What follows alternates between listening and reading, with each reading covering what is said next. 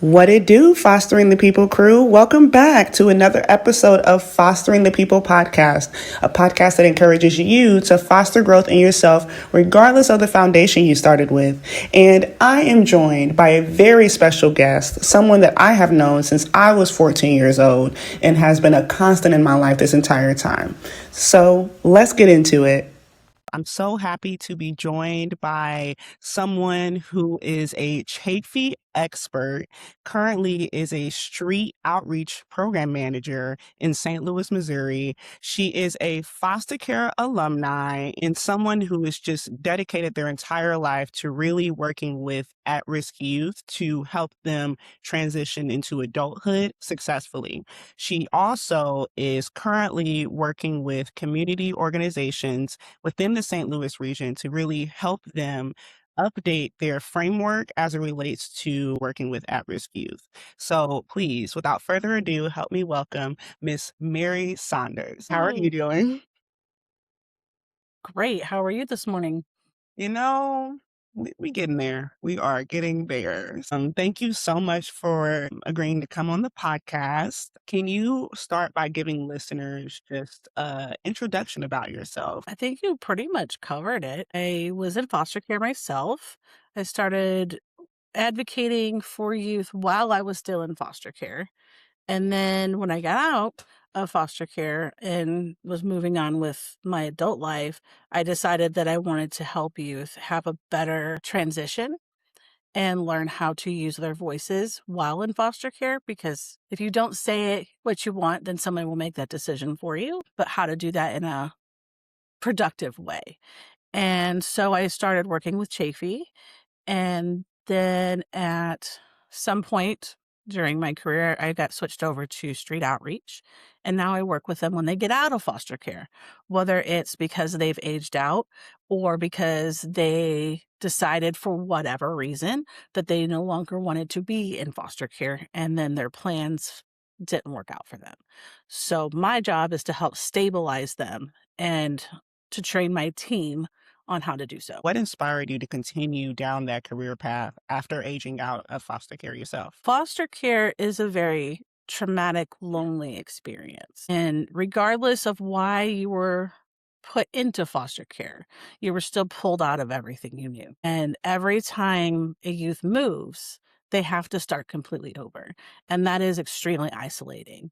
And it doesn't like foster their abilities to think critically and to in a good way advocate for their future.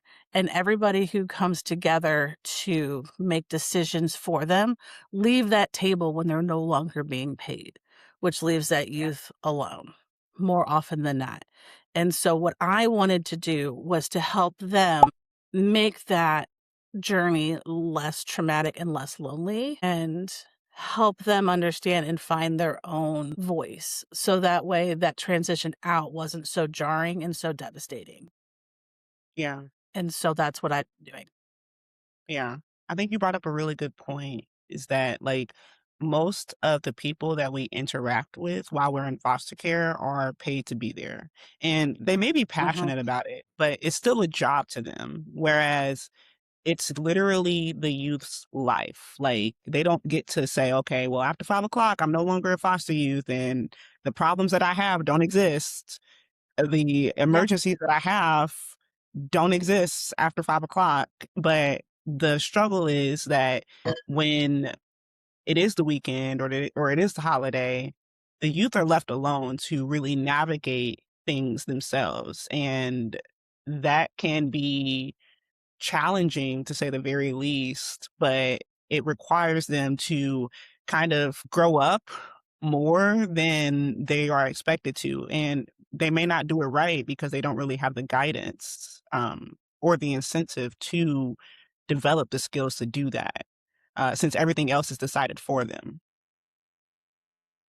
Well, and as I tell people, you can't build a building on a broken foundation. And a lot of these youth get stunted because depending on their placement or where they are, they're not allowed to practice the necessary skills to develop. Over the years, I've seen refrigerators with locks on them. I've seen youth aren't allowed to touch the laundry.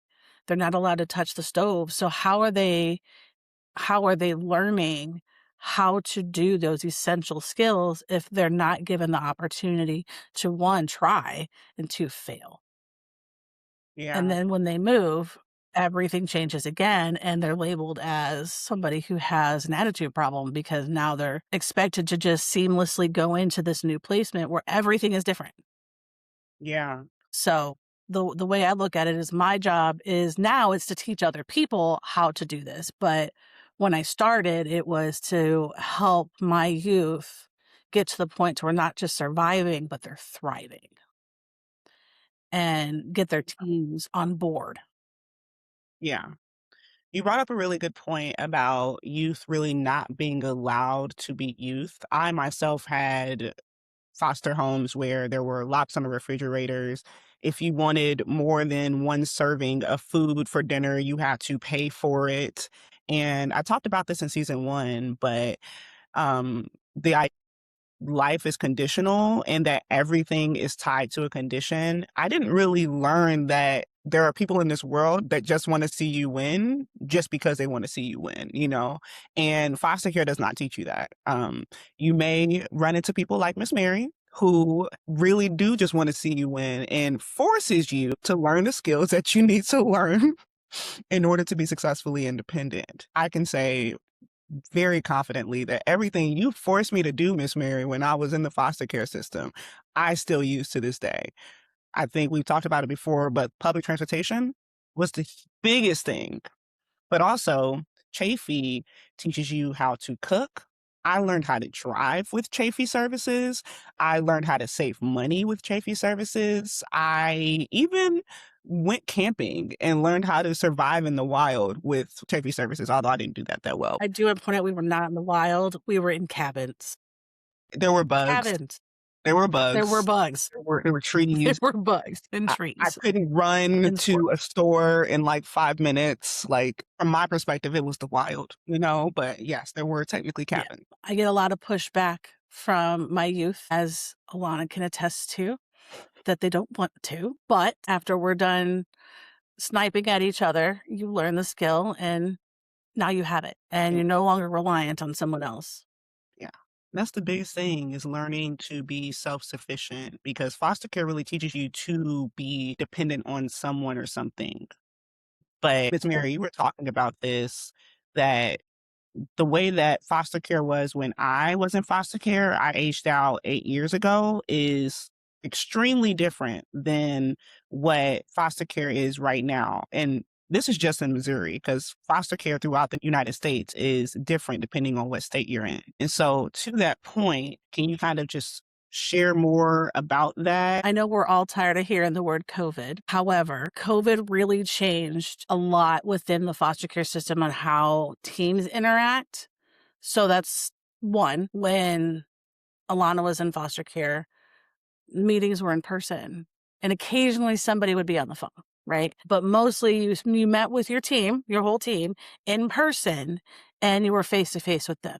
You would go to court and meet with the judge and your DJO, and you would sit in the courtroom, and you would have to at least pretend to be present or actively not be present. Now it's all online. It's on Zoom, it's on WebEx, it's on Teams, it's all virtual.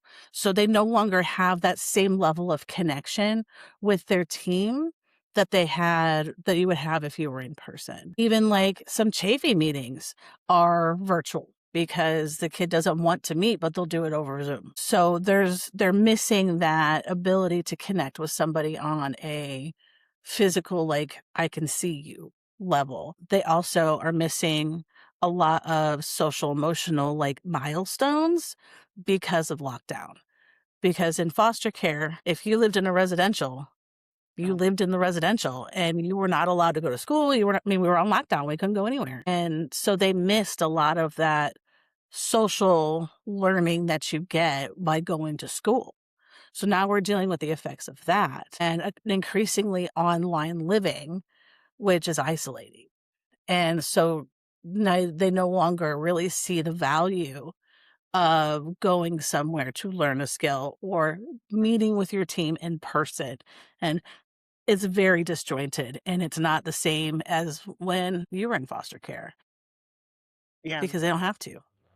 So you brought up a good point about like the transition after COVID is still very much an online format, which I find interesting because working in corporate America now, like there was definitely a point when all of my work was remote. But even now, a lot of businesses and even government agencies are forcing their employees to come back into the office. And so I just find it troubling that the foster care system, at least in the St. Louis region, but I'm sure this is the case for a lot of other areas, is still practicing things that were only necessary during COVID. Well, it's a convenience thing now. So now it's like, well, can you just pop me in the Zoom? I don't have time to drive 15 minutes, 20 minutes to go to your office. Or I have other kids and I'm just not going to. So it comes down to it's more of a convenience than a necessity. Especially since there's a social worker shortage nationwide. Especially even like the specialized cases are supposed to have like 10, 15 a week. They're rocking 20 or more cases a week. And so they're also overburdened and don't really have time to schedule a meeting with five to 10 people in this location and wait. Does that make sense? Yeah, you brought up a point saying that there is a shortage in social workers. And in Hmm. episode 2 of the season, I sat down with Dr. Krista Martinez, and she actually thinks that there isn't a shortage of social workers. She thinks that the numbers are increasing. So you visibly think differently. What are your thoughts?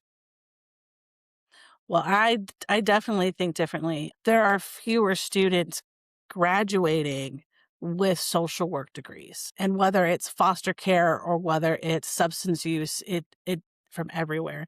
And someone who has to hire social workers, there are not as many.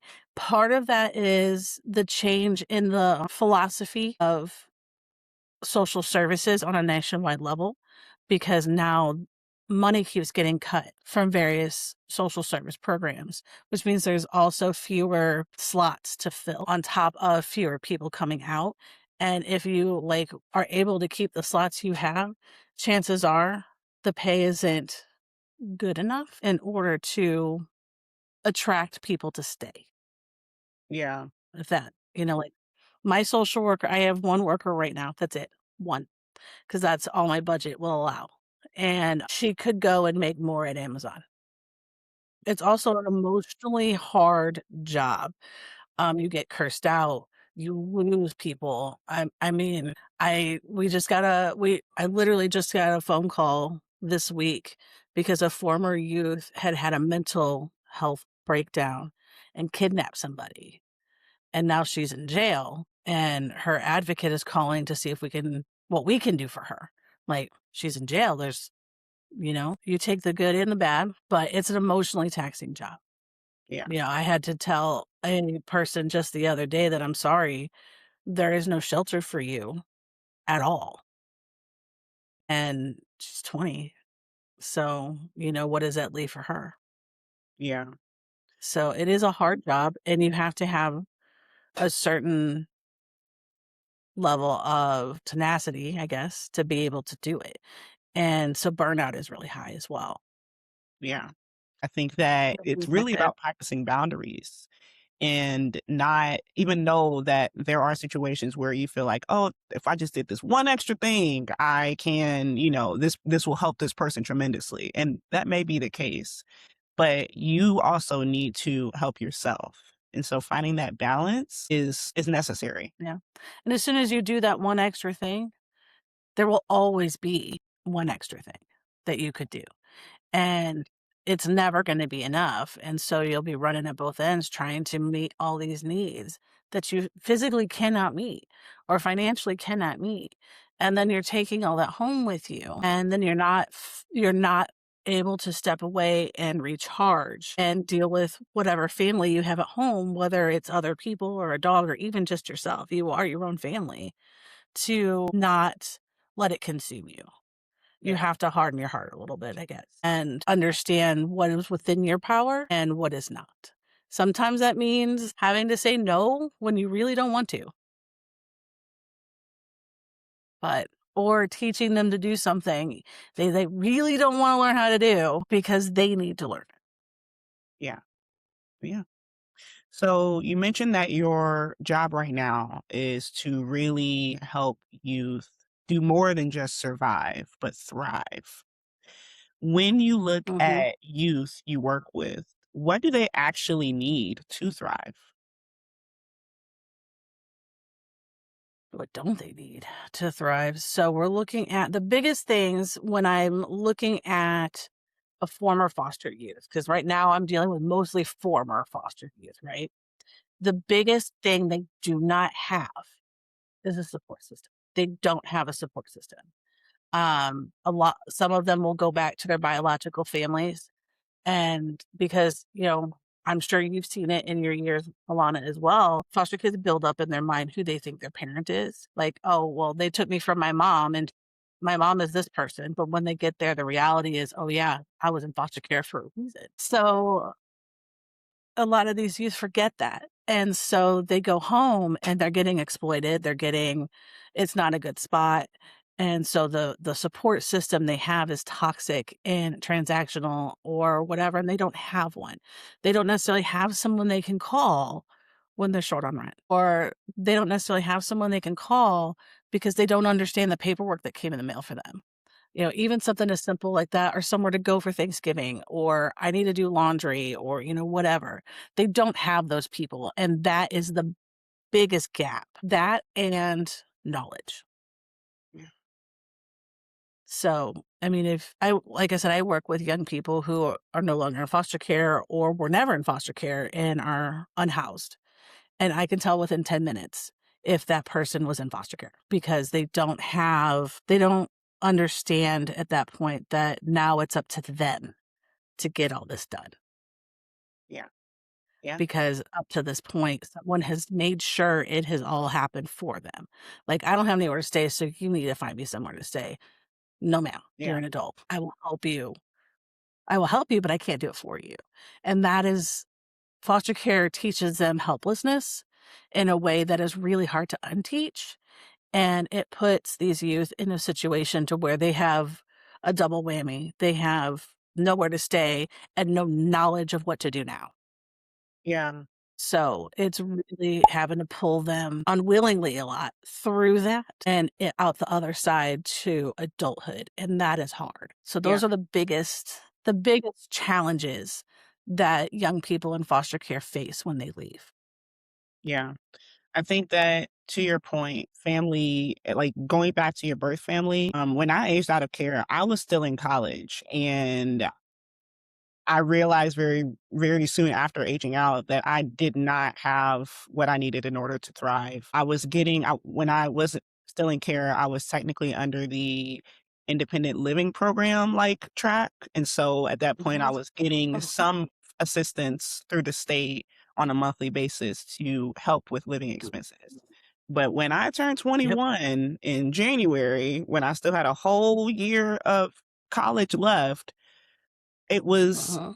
very soon after that that I realized that I don't have enough to do anything, and I'm grateful that I ended up having a sibling that I could stay with on a, short-term basis until I could figure it out, but I could have very much been homeless after foster care. When I graduated in December, by January, I could not pay my rent, like, at all. And so, had I not had that one person that I could depend on, and even had that person allow me to move in with them, but then exploited me for just anything that I had, I wouldn't own a house. I wouldn't have gotten through getting my MBA and really just had the stuff that I have now. And so I think that not only having a sense of community, but having a healthy community that wants to see you grow Uh-huh. just invaluable to foster youth aging out of the system. Yeah. Having somebody in your corner that literally just wants you to succeed. Yeah. And a lot of these youth don't have that, for a variety of reasons. Remember these youth also, in one way or another, experienced a lot of trauma, and so they're still not to a point where they've come out the other side of that. So, and they're still teenagers, so hormones and, you know, risk taking in the brain, and there's still bundles of unfinished sentences. So, and, the attachment issues of foster care, and there are so many pieces as to why they don't have a supportive network. It could Yeah. be they had one and then they had to move foster homes and now they're on the other side of the city. Or, God forbid, now I'm seeing a lot of kids getting shipped to different states. Yeah. So for residential treatment. And, it's hard to maintain connections when you're constantly moving. Yeah. And emotionally, you're not ready to accept the help that someone's willing to give you. So you go back to what's comfortable, which is, that transactional relationship or that traumatic relationship. And now you're outside and you're not able to thrive. And there are just so many things. My team, I really teach in myself that when youth are coming to us in crisis, we have to show grace while also teaching them responsibility, which means that I may get cursed out, but I will answer the phone next time and say, "Let's try again. Last time Yeah. you called me this. Let's do something different today." Bless you, Miss Mary. Bless you. I mean, you Yeah. don't learn unless you're able to fail and face those consequences, right? But Yeah. that doesn't mean that I'm going to say, "I'm not going to talk to you anymore because you called me a fat bee." Man. Okay, well, that was inappropriate. So, what can we do differently to get the answer that you're looking for? Because that is why you didn't get the answer you wanted.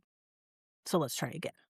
So you mentioned something when you were talking, like saying, the youth may show up with a lot of resistance at first, and they may, Yeah. call you the worst names in the world, but you still have to show up and understand your why and then make a conscious effort to still do that thing that you are there to do. And just to that point, I struggled immensely after aging out of care with setting boundaries and then being okay with the outcome of that boundary. And I guess I say that all to say to a youth that's listening right now, you have to be okay with that because you will find so many other people that aren't even related to you that are willing to go to bat and help you.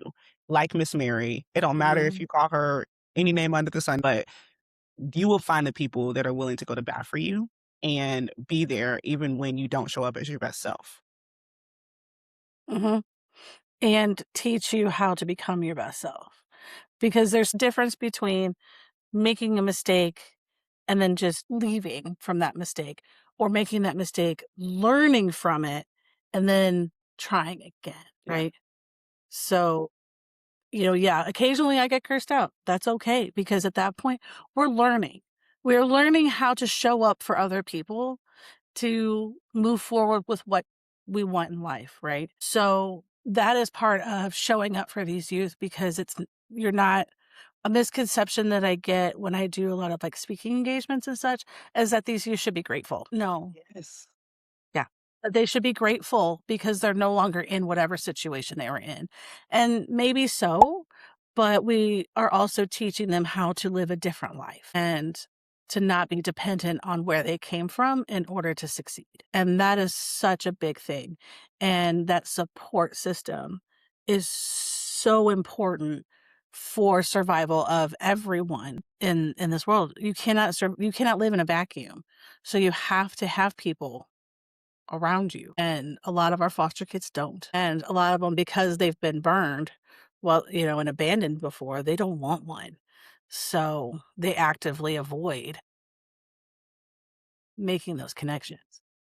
It's just easier to go it alone, right? It's not though. So that's a big, big hurdle that I come to when these youth come out of foster care is they don't have anybody. So, They and they just don't have the foundational skills to survive. How many 21-year-olds do you know that are completely independent? especially these days, rent is high, even here, and we have a low cost of living. Yeah. Let's not talk about how much it costs to live in the DMV area, okay? Like, it's ridiculous. But yeah, I think that just overall, life is hard, but remembering that foster care is a chapter and not the whole story. And once you Uh-huh. age out of foster care or you're no longer in the system, like you have control to do whatever you want.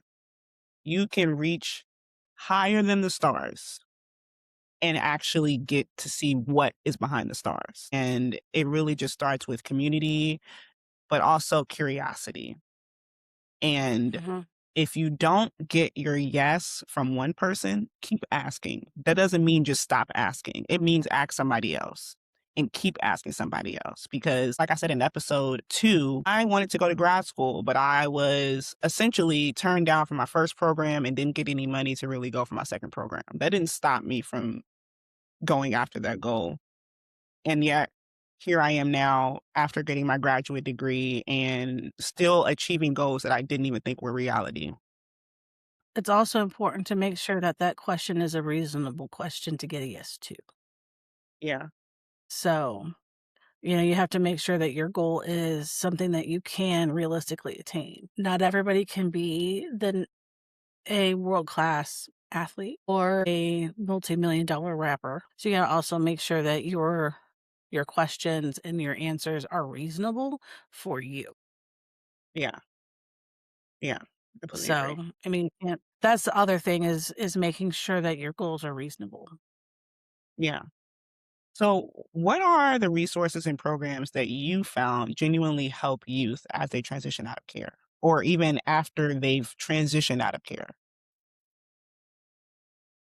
So, that's a good question because people's needs are so different.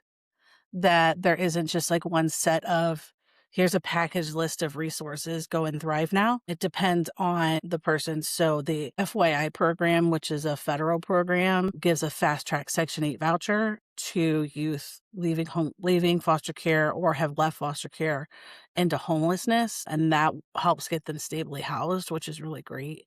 And it's a 3-year voucher. It's limited, but it gives them 3 years to really kind of stable out and get it together to move forward. ETV, Educational Training Voucher, to go to college.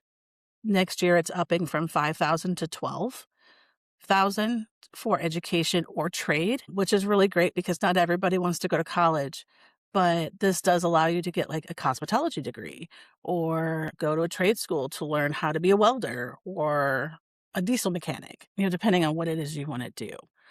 There are some other programs that are specific to areas that have been really helpful. Like we have what's called an IDA program, which is an individual development account. So it's 8 financial literacy courses.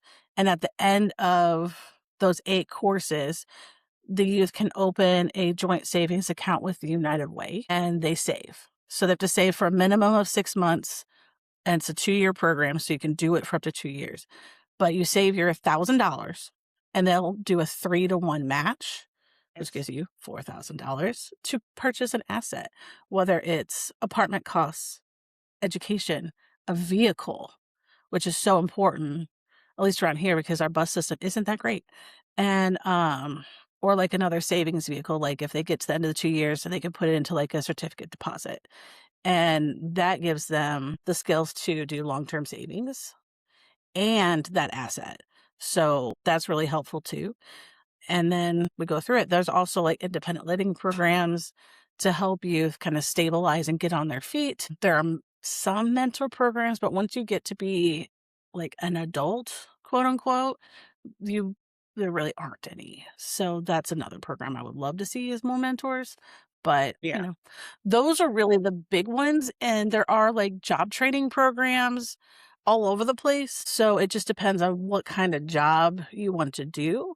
And the bigger issue is that job training program paid or volunteer? Because if it's volunteer, you're going to have a harder time getting youth into it. Yeah. To your point about the IDA program, I don't know if that was the particular program that I used when I was in foster care, but I used the money from that program to buy my computer that I used for not only undergrad, but also grad school. It finally gave out after Mhm. like multiple years, but that helped me get the money to actually get a computer. And I also think I have some left over to where I ended up using it to eventually buy a car. And so all of those programs are definitely beneficial and are necessary to really help youth just get a little bit more prepared for independence. Yes, I just met somebody at a camera shop to buy a professional camera for her film degree using her IDA funds. Wow, that's amazing. What is something that sounds helpful on paper, but doesn't actually move the needle for youth aging out of care? Ooh, that's a good question. That's a good question. So when youth are in foster care, they have to have those goals, but sometimes the goals really don't make sense. Like the goal of therapy, that's a requirement. So why are you making it a goal when you know they're going to go to therapy anyway? So it doesn't really help. I think those goals that look good on paper, like Alana's going to go to school, Alana's going to go to therapy, Alana's going to take care of her hygiene. Yes, now we have 3 goals, but now we have 3 goals that this youth already has to do. So how is that a goal that they're trying to attain? That doesn't help youth really learn. So we're looking at goals that the youth are trying to get to because ultimately it's their life. So really what doesn't move the needle are goals that the youth don't themselves identify. Yeah. Yeah. So if you don't have any buy-in on your goal, then you're not going to work towards it. Yeah. So I don't think it's any specific thing. It's the choice versus it's my choice to do this goal or I was told I have to. Yeah. I think that that is a really important point, being told that you have to do something, because for the longest time while I was in care, I was told I'm going to college. Like there was, if I didn't go to Mm, college, I was going to be emancipated. Like those were the two options I had. And when I got yeah. to college, I didn't even know what I wanted to study at all. And so I just did what I thought I was good at. And then I realized that I didn't want to do that. And luckily, I learned pretty early on. But even getting my degree in political science, I realized I did not want to be a politician or a lawyer. And so it's like I was told you have to go to college or else.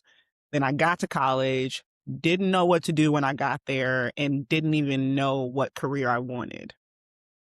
And so I think, yeah, having goals intentionally are important. But I also think that, yes, like a youth may have an idea of their goal, but I think what's really important is mentoring youth before they have to set their goals so that they can get a broadened perspective on like just what they want to achieve. Because like you can ask a youth what their goal is right now, but if they've never been presented anything than what's in front of them, they're going to think of they have a very limited perspective. hmm But that's when you work on, you start at the beginning and you say, okay, like, what is it you want to do? And you get those different ideas and then you mentor them to create a goal based on that. And remember, a goal isn't just something you achieve. You have to do all those little steps. So sometimes those little steps to get to this goal, the goal at the top, those little steps become the goal. Yeah. But if they say, I don't know.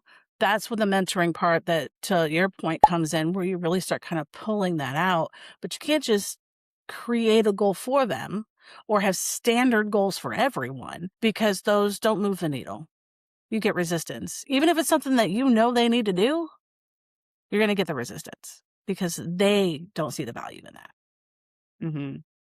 Yeah. One of the things that helped me identify what I wanted to do in my career, when I was in grad school, we had a lot of career expos where we could just sit and talk to different people from different careers to understand what they do, why they do it, and what skills they need to attain to actually like achieve that goal. I think that would be very beneficial for foster youth to also have that opportunity. I've talked about this just in passing, but like my dream is to one day have like a nonprofit that helps mentor youth to help them specifically identify their career goals and how to get there because you aren't taught that. And a lot of youth choose the careers that they can see themselves in instead of trying to achieve something that is only a part of their imagination. Mhm. And so I think that would Yeah, be very beneficial to youth. it would, and I don't think that that part specifically is exclusive to foster youth either. Just some youth have more resources to help them with that exploration phase than others. But youth in foster care are often not given the opportunity to explore. At all. Yeah, You mess up once and your foster parents put in their notice, and yeah, now you gotta move. yeah, You learn real quick not to make waves at that point. yeah, yeah. Like I talk about how I So, lived in 10 placements over the course of 4 years, just kinda have to play it safe because you don't know what could be the thing that gets you sent somewhere else, and now you have to yeah. start from scratch. So I know you no longer work as a Chafee case manager, but you are still a Chafee expert. What is one thing you wished more people knew about the Chafee program? That Chafee can help with much more than just paying for things because Chafee has a financial component. Most people are like, "Oh, Chafee will pay for that. Chafee will pay for that." And we might. We might pay for that.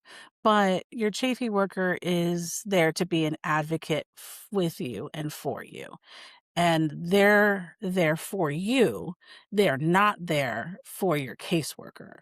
So that is something that I don't think a lot of people understand is that the goal of the Chafee worker is to help you thrive. That is their goal, Mhm. is whatever it is that you need, as long as it's within the sphere of Chafee, Chafee will move heaven and earth to help you attain that. Whether it's learning something or speaking up or just having some exploration of, say, I want to go and talk to a therapist, but not about therapy, about being a therapist, or something like that. Chafee can do a lot of those things that you and I have been talking about this whole time about learning how to thrive. Chafee can do that. Yeah. And just thinking back to my own experience in the foster care system, I don't remember most of the people who were on my case management team's name because they primarily interacted with my case manager. And I think that that Mhm. is the case for a lot of foster youth. There's people that are there for them, but don't interact with them in a very like memorable way. And the people that are in your corner is your Chafee worker. And also, if you have a CASA worker, those two specific workers are there for the youth and actively work with the youth instead of working for the youth, but with in partnership with the case manager more than the actual youth itself. So, yeah. Correct. And the Chafee worker, it doesn't matter where you live generally. Or who your worker is. If you move placements, if a gets a new caseworker, a new everything, as long as you're within the scope, you have the same Chafee worker. So that worker has a lot of that knowledge of how you got to where you are now, but in a way that's different than the clinical side of like a caseworker who has to check those boxes to make sure that everything gets done. The Chafee worker is there for the youth, Yeah. advocate, teach you how to advocate for themselves, learn life skills, things like that. That's powerful. Yeah. And so you mentioned there were some updates to the to the ETV program. And so in Mhm. episode 2, I talked about there being an update to Senate Bill 4314, which will impact both the Chafee program and the ETV program. Can you kind of dive in deeper to what changes youth will see from your perspective, since you also have some knowledge of that particular bill? Sure. So I know there's more that like I don't know yet, but what I've seen so far is the ETV amount is more than doubling from $5,000 a year to $12,000 a year. And that is so needed because tuition is out of this world, even for state schools right now. And foster youth don't have anybody. They can't, there's no parent to take out Parent Plus loans. So, this is going to help so much. Another thing that has been changed, that's going to change in, I think, at the end of May, is they dropped the age for Chafee once a youth has either been adopted or gone into legal guardianship. Currently, in order for a youth to access ETV and Chafee services as they hit adulthood, they have to have been in foster care and gotten legal guardianship or adopted at age 16 or older. They are dropping that from 16 to 14, which gives those 2 extra years, which is great. Partially because what we see a lot is when that youth turns 18 and the subsidy stops, their guardian kicks them out. So now we're back at square one, but now you're an adult. I have not seen if Medicaid is going to change their age range or not. That's something that I'm hoping I'll see, but I haven't seen that yet. They also changed some of the categories of what Chafee can pay for, which is actually pretty good because we're only allowed to spend so much money on room and board once they are out of foster care, and that's like rental assistance, utility assistance, things of that nature. They have separated it out where room and board assistance is more than emergency utility and rental versus move-in costs, which is different. So that means that we can help youth a lot more than what we can do right now. So that's pretty great as well. I'm trying to think. There's one more piece to that I am blanking on right now. But there was another piece that was the assistance for the room and board with moving costs. Right now, we can't do that if they are actively in foster care. But according to the new bill, we will be able to, even if they're actively in foster care, which is a huge change. Yeah. I think those are all very beneficial updates that they are going to make, and they should definitely see other constraints that are affecting the system so that they can continue to add different just leniency requirements on there. So you mentioned there's restrictions on even how much you can spend in total on certain issues. And I don't know if you're Mhm. familiar, but the GAO released a report that I found pretty interesting that basically states that there are some states who literally return Chafee and ETV funding on an annual basis because they just cannot find enough youth who meet that requirement. And I keep referring back to episode 2, but I think one of the That's things okay. in addition that they can do is expand the age for who is eligible for these services. Because, like, let's be real, like, I didn't stop needing assistance at the age of 21 when I aged out of care.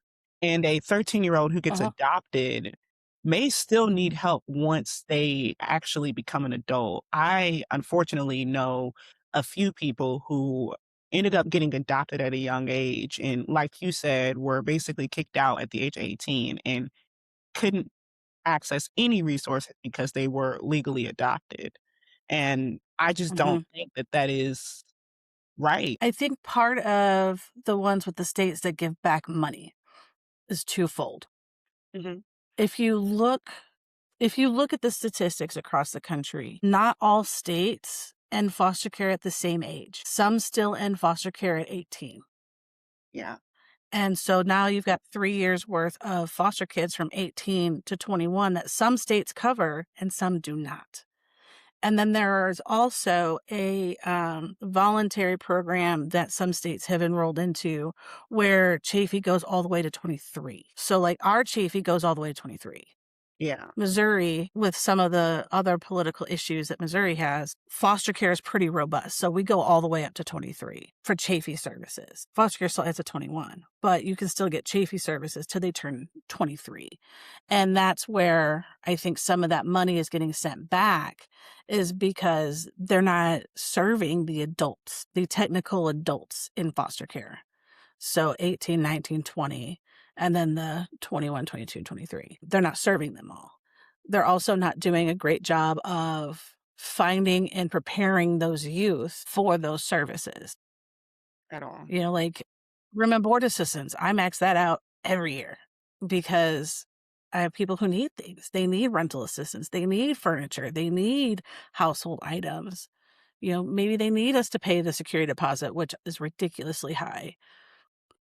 Right now, the only thing we really cannot buy is clothing. And I would really like to see that change, because what do you do with that? We have we personally, like at my organization, we have other funding to help fill that gap if they need clothing or like non-slips or whatever. But I think that might be a big part of why some states are not using all of their funds. Yeah.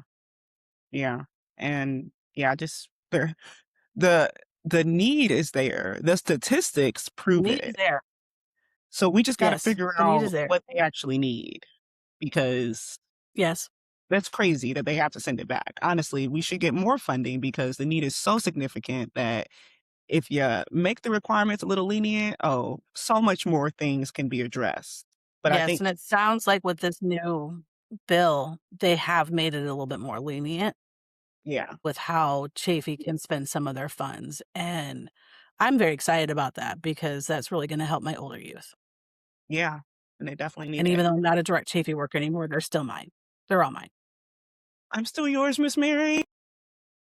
Of course. I don't ever give up my kids. I think that, to your point with youth not really exercising their right to these resources, it's difficult, especially after youth age out, to identify who those youth are.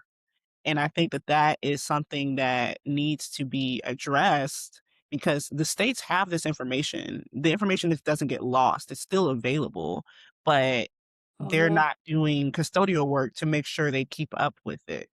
There aren't that many. And if you look at the statistics of foster care in general, the average age I think is 10, maybe even a little younger nowadays. So a majority of caseworkers have maybe 3 or 4 older youth, and the rest of their cases are younger. So they don't have the knowledge of what's available for those older youth. Some states are getting much better about having older youth specific workers versus having that big range. Like I've been seeing that a lot more in Missouri as well, that they have workers that specialize only in the older youth. So they may have the knowledge, but like these other workers may not know. And the amount that they don't know is detrimental to the youth. Truly. We see that a lot. Yeah. Referring back to episode 2, I talked about how it is literally just enough to be there and to understand what the youth need. Because the biggest thing Uh-huh. youth can't really do is identify what they need support with. And so, as the adult in the situation, as someone who does have some type of knowledge and framework over the system, you just being there to identify where they need help and then actively connecting them to those resources is extremely beneficial. And I think that Yeah. because people think that, oh, since I don't know this, I'm not going to say anything, that's not okay. And so, Yeah. even if you don't know, you can find out for the youth that you work with. So, Yes. So the two main things that I teach, because one of the things that I also do is I teach professionals how to engage with youth, because it's one thing to know what they need, but it's a total another one to actually engage with them to help them thrive, right? Because I can check the boxes, but if I don't engage with the youth, I'm not getting far for them. I always teach it's okay to say I don't know. But it's not okay to leave it there. You got to say, I don't know, but let's find out. And the other one is Youth are the experts in their own lives, so don't treat them like you know better, because you don't. Even you may have all the knowledge that they need, but they're the experts in their own lives, and treat them as such, because they have things to teach you. Because, it's one thing because you can look at a youth and go, I know exactly what you need, but they're not, until it's their decision, it's not going to do anything. So it's your job really just to have that arsenal of all the different resources. So that way, when they're like, oh, I want to do this, you can say, okay, let's do that. Or let's try this first, because that's a little far off. Yes, I completely agree. So, we've talked a lot about the youth, but I want to ask you a question specifically for the people who support the youth in the system. So, as a caseworker, foster parent, or mentor who is listening, what's one thing they could do differently to prepare youth for adulthood, not just independence? Listen to them. They have things to say, they know what they need, and engage with them a little bit more at their level to figure out what it is that's going to help them thrive into adulthood. Let them fail. Let them try something and let them fail. And then we'll go back with them and say, okay, well, that didn't work. So let's try something else, and Yeah. give them the ability to fail when it doesn't really affect their long-term lives. Yeah. One thing that I hear from people who have kids who have never been in the foster care system is that they're afraid to let them fail because then it could derail everything. But I think the best thing that ever happened to me was honestly being in foster care, but it was the ability to fail and learning how to get Mhm. back up after failing. Foster care teaches youth how to be resilient, whether they want to be or not, and being comfortable with failing, even though you don't have a foundation or security, is how you grow into who you want to be. Correct. Another thing that I think that a case manager or a foster parent or a mentor needs to hear, to really help youth transition into adulthood and not just independence, is just be there for them, be a constant Yeah. in their life, because more often than not, they rarely have biological family that is there for them in that way unconditionally. And my CASA worker, Miss Mary, and just other people from my case management team, they have been with me since I was a youth in foster care, and I know that I can reach out to them and just talk to them as if I had spoken to them like last week.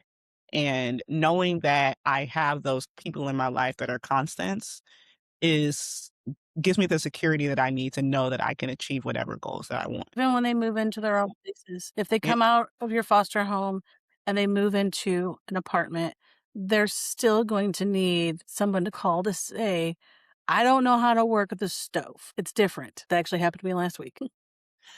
I struggled immensely. Like, I think a lot of people just don't realize what youth out of like coming out of the foster care system don't know. Like, I am Mhm. learning now how to cook, but for a very long time, I just didn't feel comfortable cooking because growing up in foster care, I wasn't allowed to cook. I wasn't allowed to touch the stove, let alone open the refrigerator, you know?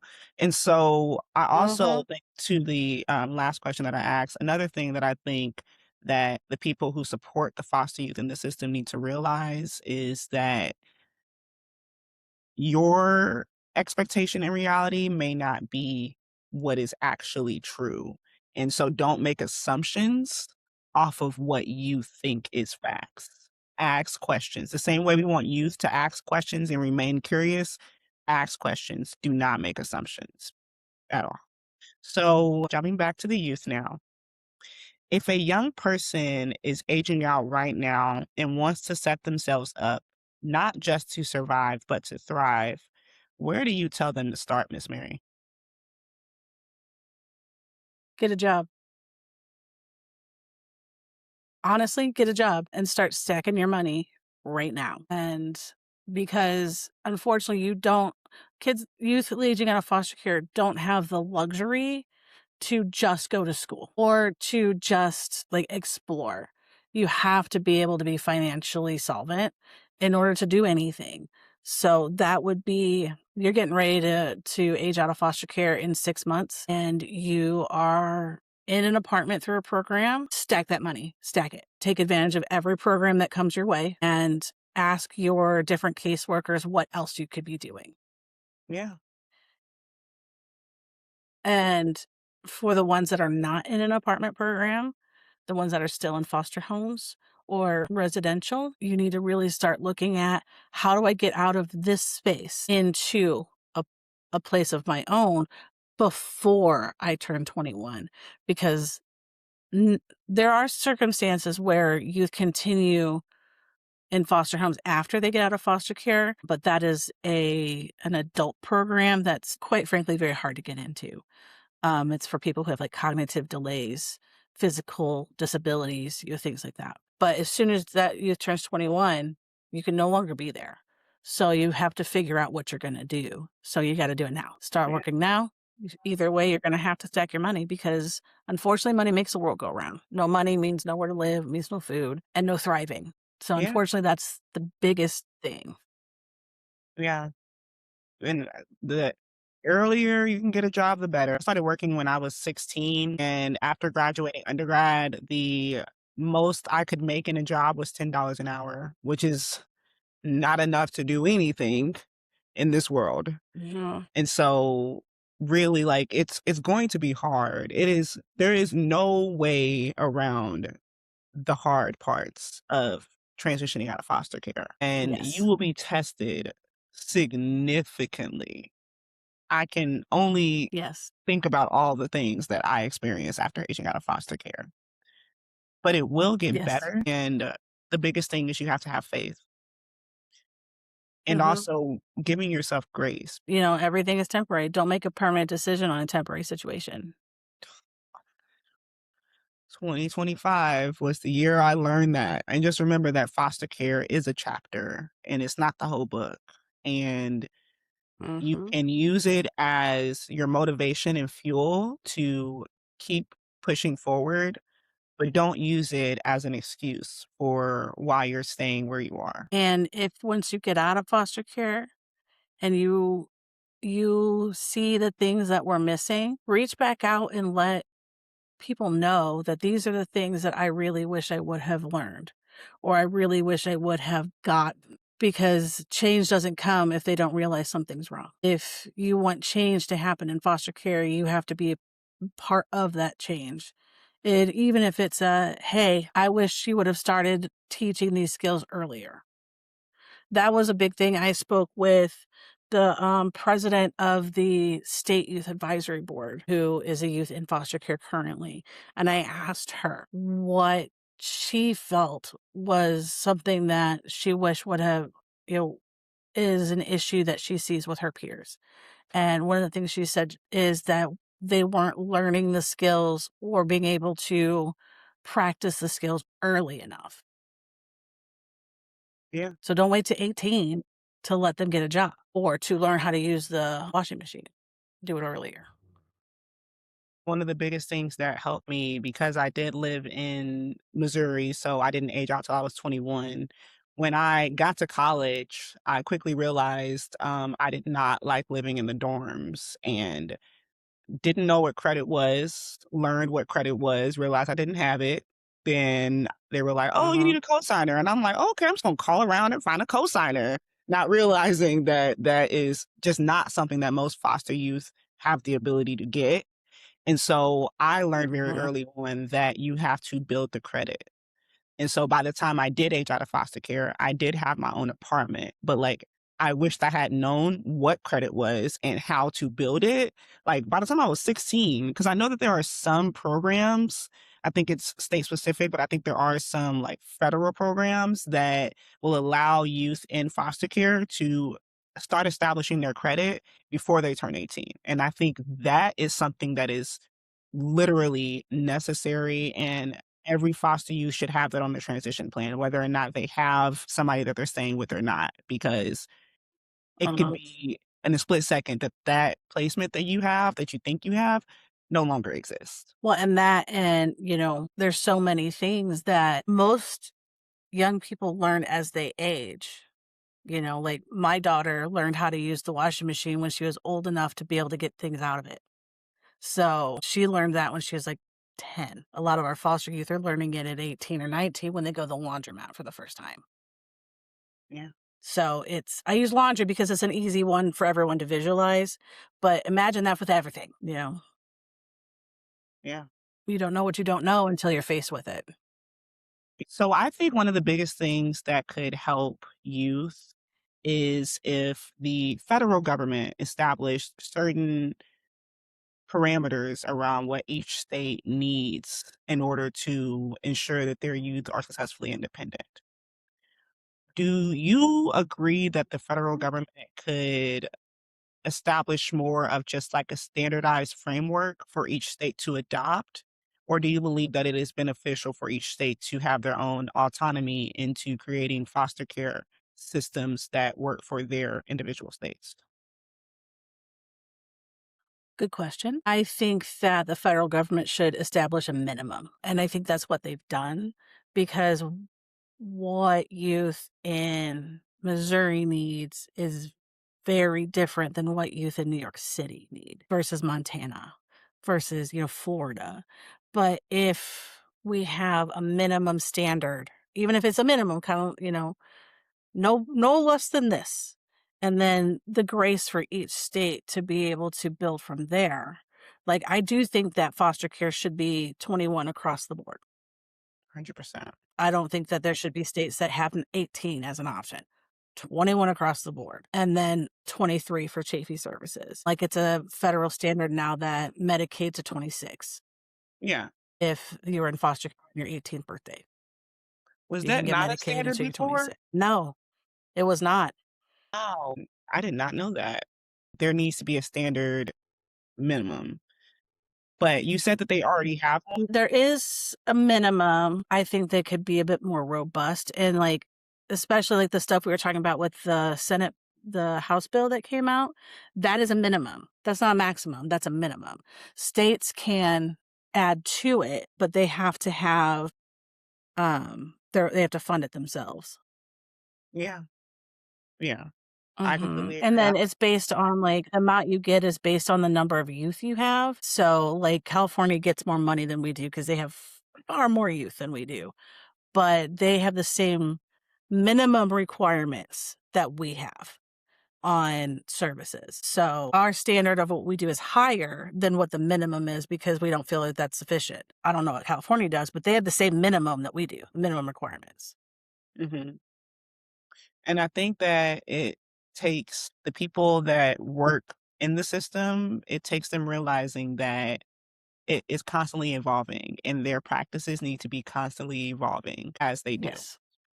So, Miss Mary, is there anything else you want to share with listeners before we wrap up? Remember that each youth is different. There's no standard way to work with young people because there are no standard young people. The biggest thing I can say is listen to them. Show grace, but also show boundaries. And there are consequences, both good and bad, to decisions. That doesn't mean you can't give those to them with grace. Yes. And I would just add that as a youth, you can trust people and you can lean on people for support. And just because you are no longer in foster care doesn't mean you can't reach out to the people that supported you while you were in care, at least just to talk. And so don't think for a second that just because you're no longer in the system and people aren't paid to deal with you, that you don't have people in your corner because you do. And be comfortable with Absolutely. communicating that support. So Absolutely. thank you so much, Miss Mary, for coming on Fostering the People podcast. I know that I found this conversation to be very beneficial, but also thank you for your continued support. I am 29 years old. I aged out of foster care a little over 8 years ago, and I know I can still come to you for anything. And so thank you for just making your door always open for me. You are very welcome. I'm excited to see where you go next. Thank you. And so to wrap things up, thank you guys so much for tuning in to this episode of Fostering the People podcast. Again, we release episodes every Monday on all podcast platforms. You can also check us out on our social media at Fostering the People podcast. And we have a website, fosteringthepeoplepodcast.com, where we will have information on resources and knowledge as it relates to the foster care system. And so if you want to learn more about Miss Mary and the resources that the Chafee Program in St. Louis offer, please check out our Instagram and our website, as I will have more information on there. But overall, thank you guys for listening, and tune in next week.